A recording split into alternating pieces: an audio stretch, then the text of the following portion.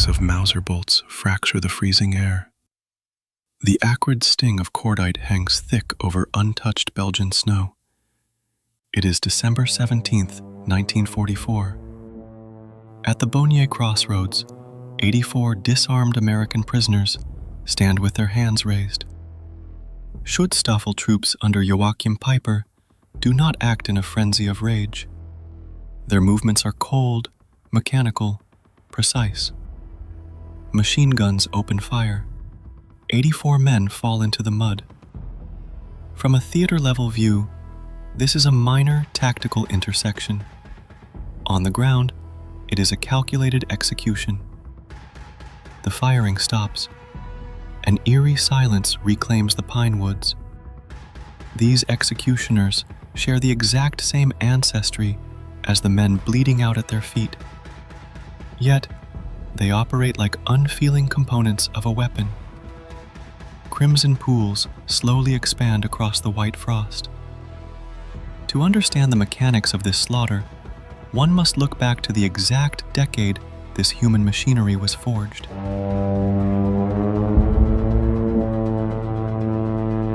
1938. 1.5 million boys. A military training curriculum beginning precisely at 10 years of age. Long before the freezing mud of the Ardennes, the foundation of the German infantryman is poured on the sunlit parade grounds of pre-war Europe. In 1937, the state establishes dedicated rifle schools across the country. The metallic scent of gun oil, the heavy weight of a wooden stock against a small shoulder, and the sharp crack of small caliber rifles replace the traditional sounds of childhood. By 1938, those 1.5 million teenagers achieve the rigid standards of expert marksmanship. They learn to adjust windage, calculate bullet drop, and clean a barrel until it shines, long before they are old enough to shave. The operational calculus of the German High Command quickly recognizes a vital asset. In 1939, senior military brass steps in to directly supervise field exercises. Generals in tailored wool coats observe children maneuvering through mock trenches and navigating dense pine forests. The state systematically converts its youth into strategic instruments. These boys are taught to read topographic maps, execute flanking maneuvers, and operate seamlessly within a squad structure. The dust clinging to their canvas uniforms serves as an early introduction to the grime of the battlefield. This psychological conditioning runs far deeper than physical endurance. It is a slow, methodical erasure of civilian hesitation. A 10-year-old trained to assemble a weapon blindfolded does not question the operational objective when he turns 18. The natural empathy of an entire generation is carefully stripped away, replaced by cold, tactical proficiency. The state successfully engineered the most operationally effective infantrymen on the continent.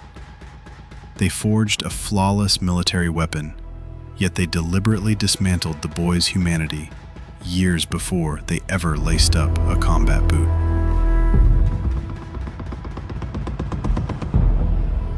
American officers told their soldiers exactly how to fight.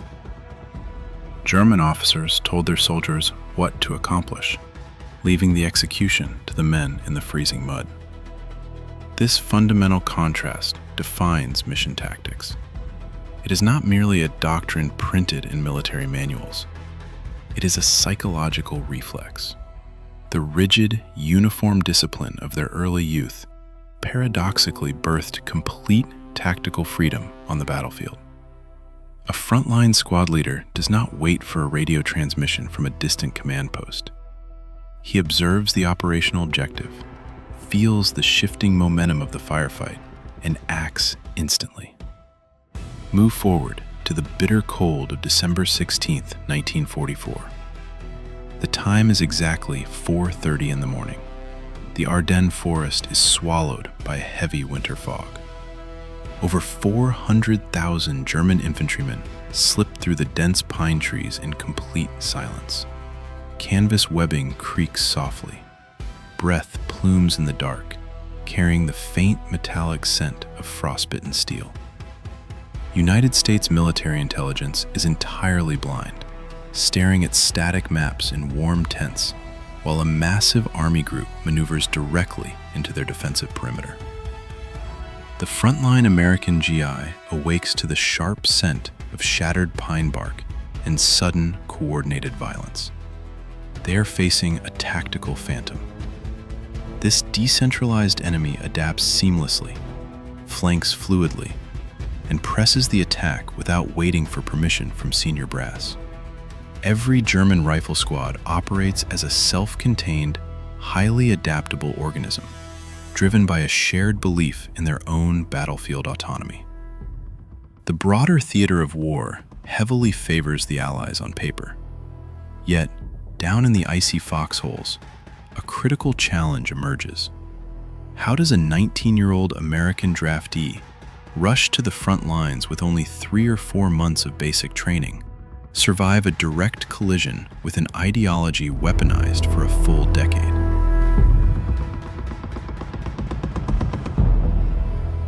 Man for man, the German soldier was more effective than the American soldier. Not more fanatical, not more brutal, more professionally dangerous.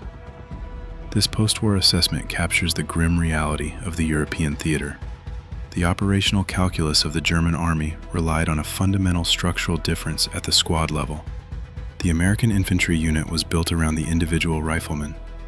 The German squad was engineered as a delivery system for a single, central pillar, the machine gun. When the MG42 opened fire, it did not sound like individual gunshots. It was a continuous, canvas-ripping roar, pumping out 1,200 rounds per minute. The air instantly filled with the sharp scent of burning barrel grease and hot brass. In direct comparison, the American Browning automatic rifle provided a cyclical rate of 500 to 600 rounds per minute. The volume of fire was measurably lopsided. This firepower advantage was amplified by tactical speed. When an American patrol took contact and was pinned down, doctrine required them to radio up the chain of command to request artillery support. It was a rigid process that consumed 15 agonizing minutes, while men pressed their faces into the damp soil, listening to bullets snap just inches above their steel helmets. Facing the exact same scenario, a German squad did not wait for higher headquarters. Relying on their decade of conditioning, squad leaders used sharp hand signals through the smoke. Within 3 minutes, they executed a fluid flanking maneuver to neutralize the target. They operated like a synchronized mechanical organism. The Allied infantryman often lay paralyzed in the mud, recognizing his enemy was simply faster and structurally superior in small unit combat. If this tactical machine was engineered to such flawless perfection, what strategic force could cause this framework to fracture?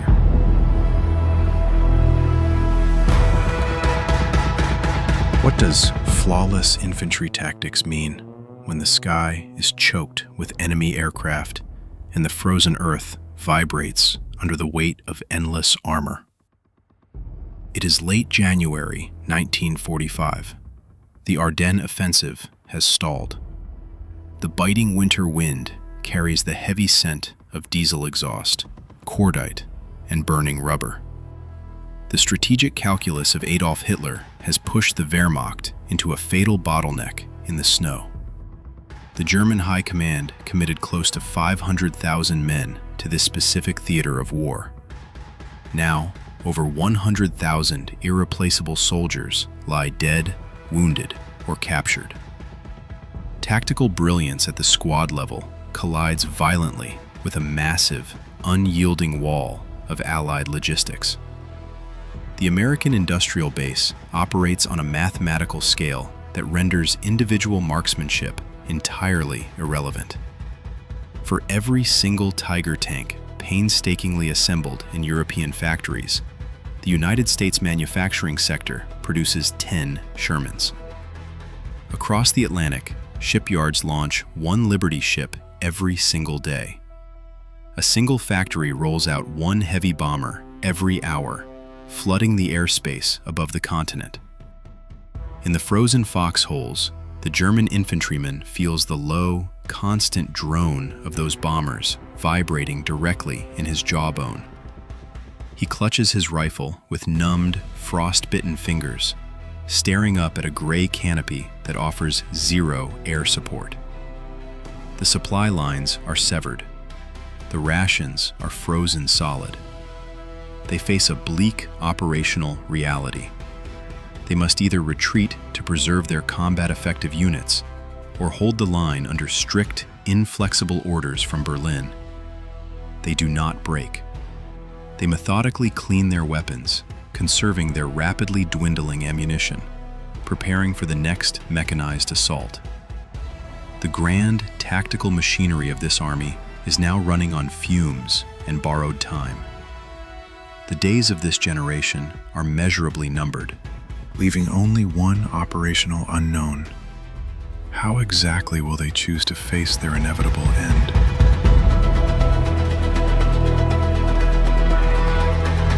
March 1944. Coordinates point to Tarnopol, Ukraine. 4,600 German infantrymen dig into the freezing soil. On the Eastern Front, the early spring thaw turns the earth into a thick, sucking black mud that coats combat boots and clogs rifle actions. The wind carries the heavy metallic taste of artillery dust mixed with the scent of decaying horses. Here, the operational brilliance of a generation collides directly with strategic insanity. The German High Command officially designates Tarnopol as a fortress city. The rigid mandate from Berlin offers no tactical flexibility. Hold the line, yield no ground, and await a mechanized relief force that will never arrive. For an entire month, these surrounded soldiers execute their defensive doctrine flawlessly.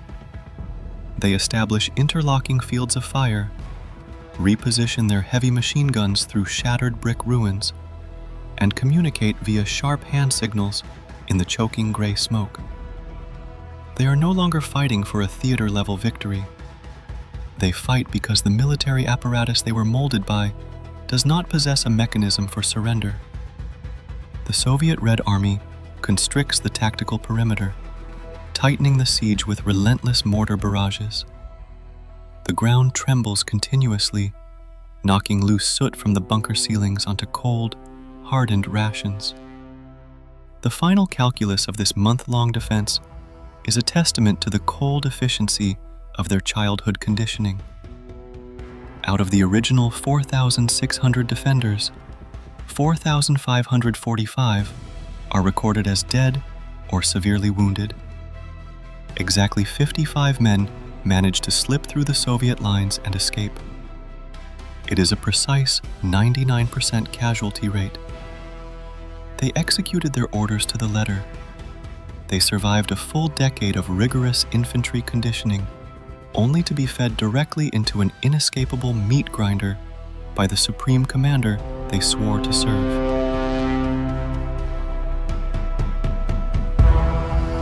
On the strategic planning maps at Allied headquarters, infantry divisions are neat, sweeping arrows. Down in the forward trenches, they are simply black, necrotic feet freezing in the mud. It is January 1945. The Ardennes forest is locked in the coldest January ever recorded in Western Europe. The theater of war devolves from grand operational maneuvers into a brutal biological struggle. The temperature drops well below zero, freezing the damp canvas uniforms of both armies. In these shallow foxholes, the rigid ideological conditioning of the 1930s cannot stop frostbite. The physical decay strikes both sides of the front line with exact parity. United States medical units record 23,000 American trench foot casualties in a span of just 2 months. Across the snowy divide, the Wehrmacht infantryman shares the exact same bodily agony. The damp cold penetrates their leather boots, restricting blood flow until the flesh turns a bruised purple, then a dead, rotting black. The heavy, sweet stench of gangrene mixes with the sharp scent of pine needles and expended cordite. Field surgeons in both camps use the same steel instruments to amputate dead tissue, so the men can continue to hold their defensive perimeters.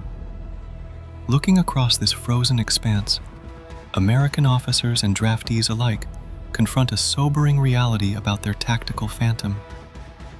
Belton Cooper, observing the captured and the fallen, articulates the psychological burden of this shared misery. What made it hard was they look like me. Beneath the wool coats of the Schutzstaffel and the heavy steel helmets of the Wehrmacht, the mechanical killers of the German High Command are reduced to shivering, exhausted men.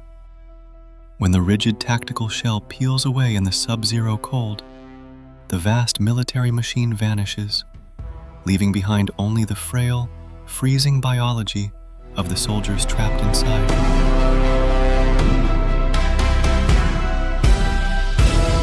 British military reports recorded a grim metric. The Allies suffered 1.3 casualties for every single Sherman lost. It is April 1945. The European theater collapses into the rubble of Berlin. The scent of pulverized brick and raw sewage chokes the spring air.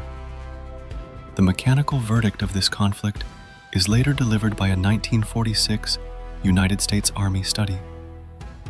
It reveals a 3.6-to-1 kill ratio favoring the American Sherman over the heavier German Panther. The Allied industrial machine simply outpaced the intricate, over-engineered German armor. Quantity dictates the final operational outcome. Yet, the tactical conditioning of the 1930s exacts a heavy final toll. The Soviet Red Army encircles the German capital with 2.5 million soldiers, 6,250 tanks, and 41,600 artillery pieces. The ground shakes continuously from the bombardment. Plaster dust coats the tongues of the defenders. Facing this massive offensive is a fractured garrison of roughly 100,000 old men and teenage boys from the Hitler Youth. The remnants of this meticulously engineered infantry system fight in flooded subway tunnels and shattered storefronts.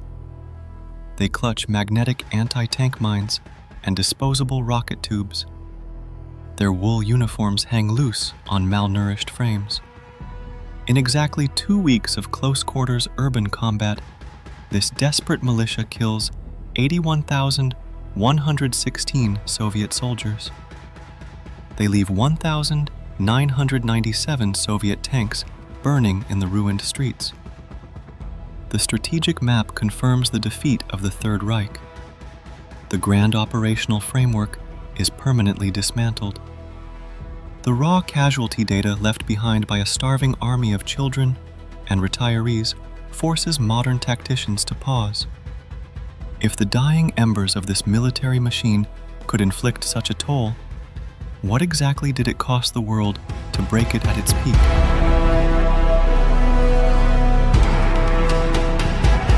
Heavy mud clings tightly to the wooden stock of an abandoned machine gun. The snow falls quietly over the Ardennes, masking the metallic scent of burnt powder. A 19-year-old American infantryman stands in the freezing wind. He carries the practical weight of just 3 or 4 months of basic training. He looks down at a fallen Wehrmacht soldier. The American observes the physical end product of a military apparatus engineered since this casualty was exactly 10 years old. 2 distinct strategic timelines intersect in this quiet clearing. The Allied force relied on rapid, massive industrial mobilization. The Axis relied on a full decade of relentless tactical conditioning. The famed MG42 lies completely silent in the white drift. There is no operational glory remaining across this theater of war.